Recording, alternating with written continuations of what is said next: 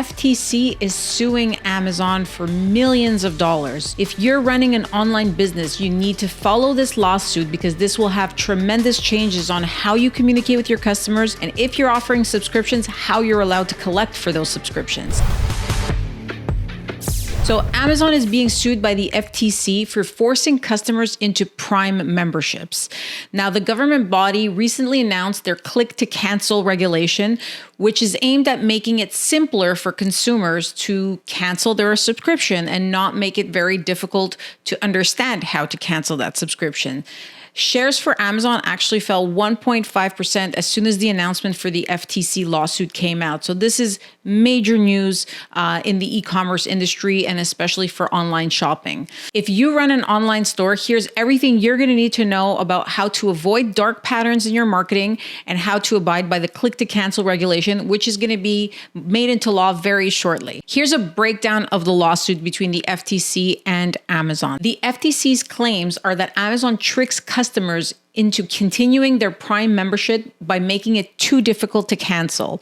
To do so, Amazon is using what the FTC is calling dark patterns. So it's marketing tactics that make it very difficult for customers to understand what their options are and also forcing them to take an unwanted action. So what that means essentially is, regardless of whether it's Amazon or other merchants, you've probably seen it already where if somebody is offering you an option, an upsell or something extra that you can take or a membership, they make it very, very big and obvious to go ahead with that membership, but they make it very difficult to find where to refuse that membership or where to refuse that extra product or service. So the FTC is claiming that Amazon is using these dark patterns in order to get customers to sign up for Prime and then making it very difficult for them to cancel, having many steps, having different hoops to jump through in order to cancel their Prime memberships. So the Prime sign up and cancellation process has been under the FTC investigation since March of 2021. However, news of this lawsuit is still sending shockwaves because of fear of the repercussions and what it's going to do to not only Amazon, but every other merchant, obviously, that's offering subscriptions and that offers upsells and different products and services to their customers. So in fact, in 2021, Amazon actually settled a lawsuit with the FTC for $62 million over claims basically that it withheld tips from the Amazon delivery drivers. So the FTC lawsuit actually comes just one day after a Senate committee announced its own investigation into Amazon labor practices. So Amazon is denying all these accusations, of course, and Amazon is saying that they're above board for everything, but it seems like there's a lot of regulatory bodies that are really going after Amazon's practices, not only on the labor side, but also on how they're getting customers to buy products and services and so forth from them. As a leader in the industry, whatever Amazon has to abide by is going to basically trickle down to all merchants who offer subscriptions, who offer upsells, who have perhaps a difficult cancellation policy. So this is the time for you to start making some changes, obviously, in your process to ensure that you're not caught off guard and you're not testing different options at the last minute. So dark patterns, what are they? Like, what does that mean? So dark patterns have been a tactic and issue utilized by online businesses since essentially the dawn of the internet and basically e-commerce. So if it makes a company money and it's not illegal, a lot of people are saying, well, why not? So, deceiving customers or making it very difficult for them to understand what they're buying is not necessarily legal depending on how you do it on a marketing standpoint, but the consumers are getting smarter. They're starting to share more information. They're starting to leave more reviews. So eventually reputation is going to catch up with you, and these practices are just going to, at this point they're just frowned on, but soon they will be illegal. So it's important to understand what you are and not able to do, what you are able to do and what you're not able to do, so you can take the best decisions possible to ensure you get maximum conversions and you don't obviously suffer by losing subscribers. The FTC has recently, over the last couple of years, I would say, been on a rampage, really going after some of the bigger players that are using what they call dark patterns or misleading marketing tactics and so forth. So, the industry is cleaning up slowly, And regardless of whether, the FTC comes after your business personally or not, I mean, customers are now just a little bit more educated, as I mentioned. So it's important to follow these regulations. And as a marketer, I mean, regardless of what the regulations are, there's always ways to make this be to your advantage, right? There's different marketing methods, and being the company or the business that, is transparent with their customers, is very clear and so forth. That could be a marketing angle for you to ensure that, customers stay on board and they don't cancel your product or service. For example, what is a dark pattern? So a company might promote one product but sell something else, or send something else, or really misrepresent what they're selling.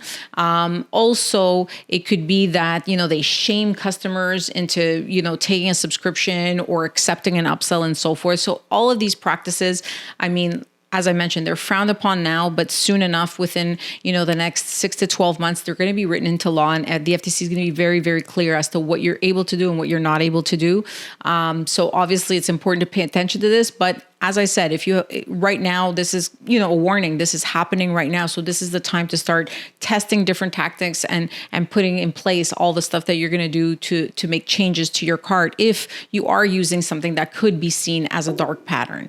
So the tactics that Amazon specifically used was on mobile. They displayed a big free 2-day shipping button. If you decide to, free 2-day shipping, but then, a little star at the bottom saying, hey, that's only if you subscribe to Prime membership. And then it was actually very hard to find where on that page it would say, no, I don't want, the Prime membership. I don't necessarily want the free 2-day shipping for whatever catch there is. So that was one of the things. And there's also, there was no clear indication on that page when the customer selected that option that they were going to get into a recurring subscription. So that's another thing. It's one thing to kind of mislead customers into buying something, but also if you have a subscription component to it, it has to be very clear, because that causes chargebacks, that causes, a lot of consumer complaints, and honestly, it just causes you to have more costs. You need more costs to cover customer service, to cover customers complaining. Chargebacks fees are very expensive. So obviously, the more clear you are with your customers, and using, creative marketing techniques, and obviously having a solid product or service, it shouldn't really impact what you're selling by telling the customer that, hey, you're going to be subscribing to something, and here's how you cancel and so forth. So obviously, these misleading tactics shouldn't be used by anybody, but especially a company like Amazon. I mean, they're really the leader in e-commerce, and they're really the first big force that we dealt with on the internet for buying products or services. So they should really be leading by example, and not waiting for laws to dictate to them how to be ethical to their consumers. So now let's get into the FTC's click to cancel rule and how it applies to Amazon and obviously to your business. Now, this hasn't been written into law yet, but it will be sometime in 2024. So as I mentioned before, it's really important to start preparing for this and to start putting measures in place to ensure that you've tested every possible scenario. So here at Direct PayNet, we really believe that businesses don't actually actively decide to mislead customers or to give the wrong information. I mean, obviously, sometimes you're testing certain things and you might push the envelope. And there's certain ways to do it and really be clear with your customers. So bad tactics is something that we used to see a lot, 10 years ago or so, like really at the beginning of 2010 to 2015, where, there was a lot of consumers getting misled into buying stuff and obviously complaining. But with Amazon, specifically, they are, seen to be misleading consumers intentionally, which is pretty sad for a company of that size, of course, right? You don't want to be, making billions of dollars off the back of customers and them complaining that you're not, respecting their money, respecting their choices, and so on and so forth. So the Prime cancellation process was actually designed to be confusing on purpose to avoid customers obviously canceling their membership. And this is something that we see as a practice in a lot of direct response businesses and e-commerce businesses.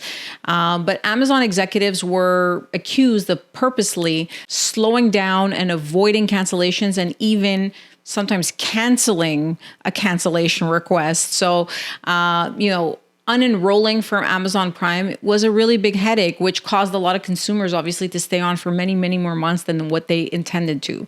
So this is exactly what the click to cancel regulation by the FTC is. What the FTC is saying is you should be offering customers a way to cancel in the same way that they bought your product. So if you are an online merchant and you're selling things online, gone are the days of telling customers to call in or to email you in order to cancel their product or service. You will have to now offer them an online cancellation option, which again, it's an opportunity, right? If somebody emails you to cancel their product or service, the interaction is very static. It's not dynamic versus having an online cancellation form. It can be very dynamic. You can ask customers a very few pertinent questions and really gather a lot of customer data and present some offers based on what they're telling you, right? So this is, could be a very net positive for your business. It'll lower your customer service costs. It'll get customers' answers a lot quicker. So the click to cancel policy and regulation might actually be a very good thing, not only for consumers, but also for businesses in terms of increasing efficiency. Now, you'll still obviously be able to offer phone or text support or, any other ways that you do it, but you still, by the regulation, you will still have to offer an online cancellation method. And one more thing, the FTC is mandating that you have an online cancellation option, but it can't be an endless loop of questions and redirects and so forth, which is what Amazon was doing. So Amazon obviously doesn't want people to call in.